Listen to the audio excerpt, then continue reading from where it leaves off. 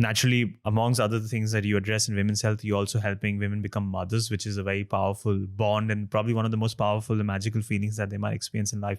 So do you ever get this feeling that what you're doing goes way beyond just a company or a service or a product or an idea? So I think my problem is that I only see the big picture, or I naturally see the big picture and I have to reel it back in. So our vision is to build a trusted global leader in women's healthcare and to completely reimagine the way that healthcare looks, not just for women, but broadly. You take traditional healthcare, which is very facility bound. So it's very provider centric, very provider led. In our technology enabled age with an increasingly empowered and aware population, care should be patient centric or person centric. You should be able to manage most of the things that you need from a medical perspective on your own terms and outside of any one facility. You shouldn't have to go to a provider unless you need a specific procedure, not even for a prescription necessarily, because there's the opportunity now to be prescribed things virtually. So I think, the way that the analogy that I give is, I don't know if you drive supercars. Do you drive supercars? Sports car. Yeah. Yeah. You do? Okay. Yeah. So you'll know that maybe you'll remember the first moment that you drove a sports car and put your foot on the accelerator, and it is fast. And you have to, in the first few seconds, it's terrifying because you're focused where you would focus on the road if you were driving a normal car with a normal sized engine. And you realize that you can't look 40 yards ahead. You have to look at the furthest point on the horizon. And then as soon as you do that, everything slows down. Yeah. And you feel like you're going at a normal pace. And you are perfectly aware of everything that's happening around you. As aware as if you were focused 40 yards ahead, but you're not. You're focused on the furthest point that you can see. And if you have passengers in your car who, again, haven't been in supercars before, they will also be terrified initially because they're doing the same thing that you did. They're focusing 40 yards ahead instead of on the furthest point on the horizon. And I think when you're an entrepreneur, particularly if you're wanting to build something that, as you say, is bigger than a single product or service, you are continuously focused on that furthest point on the horizon. And actually the skill is working out what other people can see within their 40 yards and painting that picture for them and making that 40 yards accessible and comfortable for them. So yeah, my problem is the opposite. Like I see where Nabta has the potential to be in 20 or 30 years time.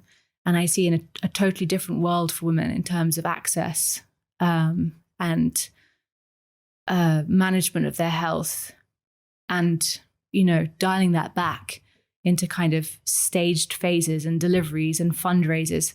That's almost the difficult part. I really love the analogy that you gave of the sports car and looking at the distance. What I want to check with you is if you always have the big picture in mind, can that create a burden on you? Because it might feel like you're trying to do too much at the same time.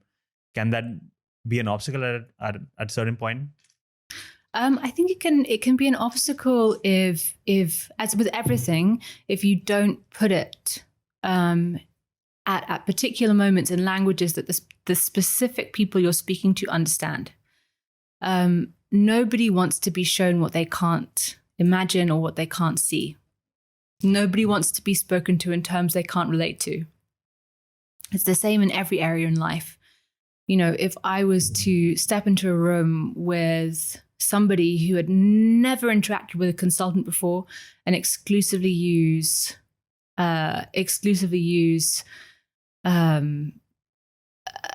phrases or languages or abbreviations that they didn't understand, they'd be deeply uncomfortable. And it's the same thing with building companies. You have to work out what's in a person's 40 yards.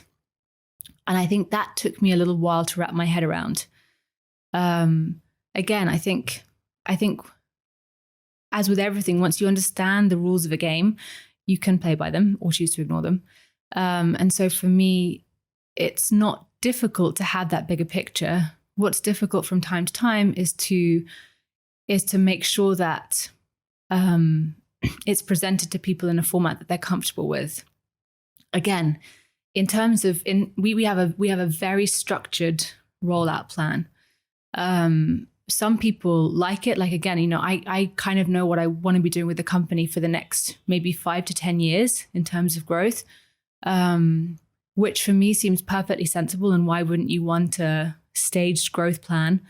But a lot of people, a lot of investors, they interpret that trajectory as distraction or lack of focus on the current phase. And it's not. You can be very focused on what you're delivering now, but it's good to know where you're going, right?